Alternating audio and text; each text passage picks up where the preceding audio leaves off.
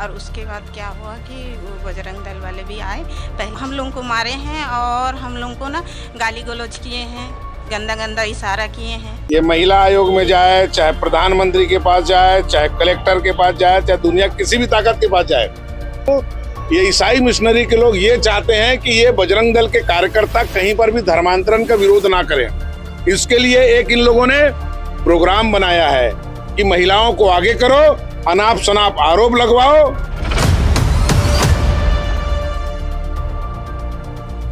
दोस्तों, कल मैंने आपको अपनी इस वाली वीडियो के अंदर बताया था कि कैसे जो ये बेरोजगार दल के लोग हैं इनको बड़ी आग लगी हुई है जब से 12 महिलाएं महिला आयोग में जाकर के इनके खिलाफ कंप्लेंट दे चुकी हैं। और सुनने में ये आ रहा है दोस्तों 8 लोगों के ऊपर एफआईआर कट भी चुकी है, क्योंकि हमें ही किसी हमारे व्यूअर ने कमेंट में बताया कि 8 लोगों के ऊपर एफआईआर भी हो चुकी है, जो बेरोजगार दल के लोग हैं जिन्होंने गंदी हरकतें की थी, गंदे इशारे किए थे, महिलाओं के साथ इन्होंने जो ये बदसलूकी करना शुरू कर दिया है। जहां पर भी विरोध करने जाते हैं वहां पे मसीह बहन बेटियों के साथ गलत करते हैं, गलत इशारे करते हैं, उनको गलत बोलते हैं, उनको जाति सूचक शब्दों से बुलाते हैं। तो दोस्तों, अब इन्हीं सब बातों को लेकर के रतन यादव का भी बयान आया है। जरा मैं आपको सुनाना चाहता हूं कि आखिर इस व्यक्ति का क्या बोलना है, उसके बाद इसको अच्छे से जवाब भी देंगे। एक बार जरा ये वाला वीडियो देखिए। ये महिला आयोग में जाए, चाहे प्रधानमंत्री के पास जाए, चाहे कलेक्टर के पास जाए, चाहे दुनिया किसी भी ताकत के पास जाए, ये मिशनरियों का झूठ अब दिखने लगा है। इस साजिश के पीछे बहुत बड़ा षड्यंत्र जो चल रहा है मिशनरियों का, ये अब स्पष्ट हो गया कि जो हमारी बच्चियां हैं उनको भी, उन लोगों ने बरगला फुसला करके अंततः वही चीज किया जो नहीं करना था। इन लोगों ने बयान बदलवाया। 100% बोल रहा हूँ। अभी देखिए इनके साथ कौन है, मार्क्सवादी communist party, Congress party, Hindu विरोधी जितने भी लोग हैं इनके साथ खड़े हो गए हैं, जाके चमचमा के मधुमक्खी के जैसे छा गए हैं कि रतन यादव, ज्योति शर्मा, रवि निगम को जेल पहुंचाओ। अरे हलवा है क्या, जेल पहुंचा लोगे? हमको भी कानून की जानकारी है, आप कानून के साथ खेल रहे हो।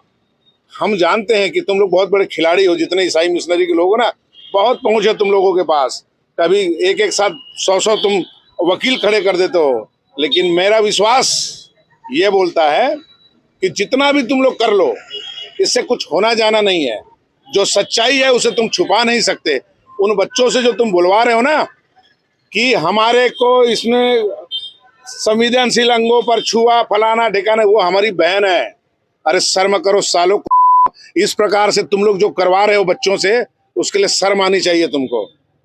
लड़ना है तो डायरेक्ट लड़ो, आओ, यही खड़े हैं हम लोग।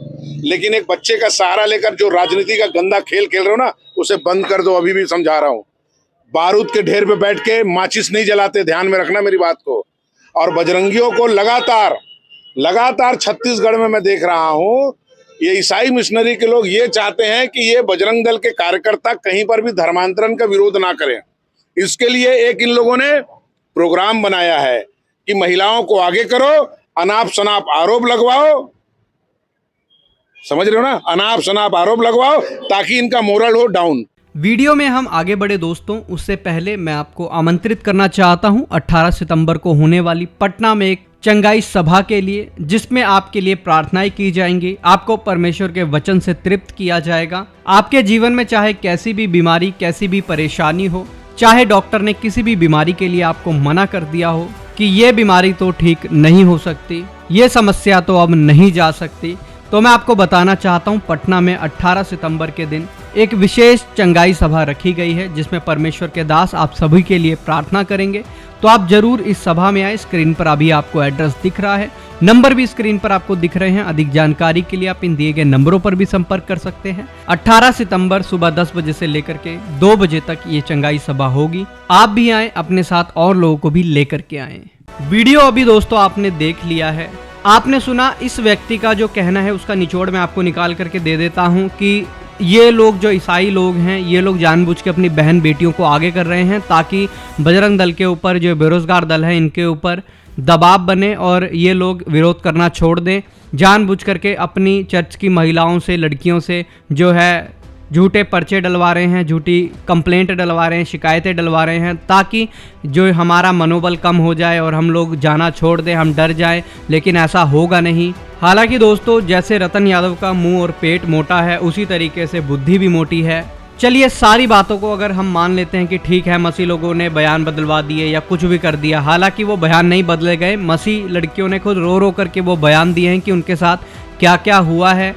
जब नन्स वाले केस में था तब भी लड़कियों ने सामने आकर के बताया, और जब उसके बाद एक और चर्च में हमला हुआ तो वहाँ की मसीह महिलाओं ने बताया कि उनको कैसे जो है गलत इशारे किए गए, गंदी बातें बोली गई। उसका तो प्रूफ भी है। मैं रतन यादव से पूछना चाहूँगा इस वीडियो को दिखा करके, अगर इस रतन यादव में दम है तो ज़रा इस वीडियो की ज़रा जो है एक्सप्लेनेशन दे दे आकर के मीडिया में बैठ करके, कि आखिर जो ये इशारे किए जा रहे हैं बजरंग दल के द्वारा, इन्होंने भगवा सिर पे बांध रखा है, भगवा गमछा वगैरह, तो आखिर जो ये लोग यहाँ पर इशारे कर रहे हैं किसकी बहन बेटी को कर रहे हैं? क्या खुद की रतन यादव की बहन बेटी को कर रहे हैं, या फिर मसीह बहन बेटियों को करे जा रहे हैं ये इशारे? चर्च के बाहर खड़े होकर के करे जा रहे हैं। इसी वीडियो के बेस पर दोस्तों, और बहुत सारे ऐसे सबूतों के बेस पर ही तो 8 FIR कट चुकी है इन बेरोजगार दल वालों के खिलाफ। अब इनको अकल भी आएगी कि मुंह उठा करके हर जगह जा करके ये बहन बेटियों की इज्जत के साथ नहीं खेल सकते हैं। क्या कोई भी व्यक्ति इस बात को बर्दाश्त कर सकता है कि उसकी बहन बेटी के साथ, उसके साथ ऐसा बर्ताव किया जाए, ऐसे इशारे उसको किए जाए? कोई भी बर्दाश्त नहीं कर सकता। स्क्रीन पर आपके चल रहे हैं, आप देख लीजिए, और जरा इस रतन यादव को भी दिखाइए कि इसकी एक्सप्लेनेशन दे कि आखिर ये क्यों किया गया और किसके लिए किया जा रहा है। और अगर ये किया जा रहा है तो ये गलत है, तो सामने खड़ा होकर के बोले मीडिया में कि हाँ, जो इन लोगों ने किया बिल्कुल गलत किया है, मैं इसका समर्थन नहीं करता हूँ। लेकिन दोस्तों, आप मुझसे लिखवा लीजिए, ये आदमी कभी नहीं बोलेगा, क्योंकि ये खुद भी ऐसा ही है, ना किसी बहन बेटी की इज्जत करना जानता है, ना ही कुछ पता है। मुंह उठा करके काला चश्मा लगा के अंधों की तरह चल पड़ता है। कभी ये मीडिया में आकर के इस बात को नहीं बोलेगा कि जो ये काम हुआ है, जो गलत इशारे इस तरीके से किए जा रहे हैं, किसी भी तरीके से जो है ये ठीक नहीं है, मैं इसकी सपोर्ट नहीं करता हूँ। कभी नहीं बोलेगा, क्योंकि अगर ये बात बोलेगा तो पता लग जाएगा कि हाँ, बेरोजगार दल के लोग ये काम करते हैं। हालांकि लोगों को पता भी है कि करते ही हैं, लेकिन ये फिर भी इस बात को नहीं करेगा, क्योंकि ये लोग पक्षपात करने वाले लोग हैं, मुँह देख करके न्याय करने वाले लोग हैं। ये कभी भी ठीक न्याय नहीं कर सकते। तब इनको पता लगेगा कि कितना बुरा लगता है, क्या बीतती है दिल पर, जब अपनी बहन बेटियों को लोग ऐसे इशारे कर रहे हों और लोग वहां पर खड़े होकर के देख रहे हों, कुछ भी नहीं कर सकते क्योंकि उनकी संख्या इतनी ज़्यादा है। पुलिस को लेकर के आते हैं। उसके बाद दोस्तों, आपने इस वीडियो में भी सुना ही है कि कैसे ये रतन यादव बोलता है कि चाहे वो लड़कियां कलेक्टर के पास चली जाए, महिला आयोग में चली जाए, चाहे वो प्रधानमंत्री तक के पास चली जाए, हम डरते नहीं हैं, ये है वो है। ये तो सब जानते हैं कि ये लोग डरते नहीं हैं। उसका एक बहुत बड़ा रीज़न ये है क्योंकि जो सरकार छत्तीसगढ़ में बैठी है उसका कंट्रोल इनके ऊपर नहीं है, इस वजह से ये लोग डरते नहीं हैं। एक बार ये लोग जरा ऐसी जगह पर जा कर के विरोध करके दिखाए जहाँ पर सरकार इनको अच्छे से समझा दे, तो कभी घर से बाहर भी नहीं निकलेंगे। ये काम होते ही सरकार की आड़ में है, इसी वजह से ये लोग ये काम कर रहे हैं। अगर गवर्नमेंट अपना हाथ हटा ले और पुलिस को एक बार फ्री हैंड दे दे तो इनको पता लग जाएगा, बंदर के जैसे पीछे से पुलिस इनको लाल लाल कर देगी।